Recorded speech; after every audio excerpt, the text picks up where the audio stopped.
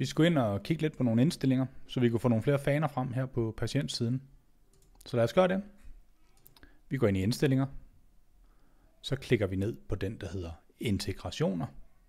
Herinde i integrationer, der kan I se, at vi har mulighed for at aktivere 3 styks lige nu. Der kommer mange flere i fremtiden. Vi har Sygeforsikring Danmark. Det kræver et ydernummer. Jeg har sjovt nok lige et ydernummer her. Så kan vi aktivere Stripe-betalinger. Det kræver, at vi har en public key og en secret key. Hvis du allerede har det, så kan du klikke her, så bliver du sendt over, hvor de oplysninger vil være i din Stripe-konto. Hvis ikke du har en Stripe-konto, så kan du klikke herop og få oprettet en. Vi gider ikke lige bruge Stripe i den her. Videomøder. Den klikker man bare på. Bum. Så er det aktiveret.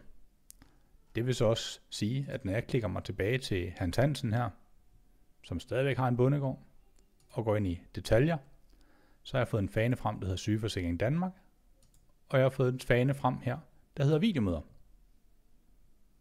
Jeg kommer til at klikke på spørgeskema, men videomøder. Jeg vil fortælle jer rigtig meget mere om videomøder i min næste video, hvor jeg vil gå i detaljer med netop videomøder.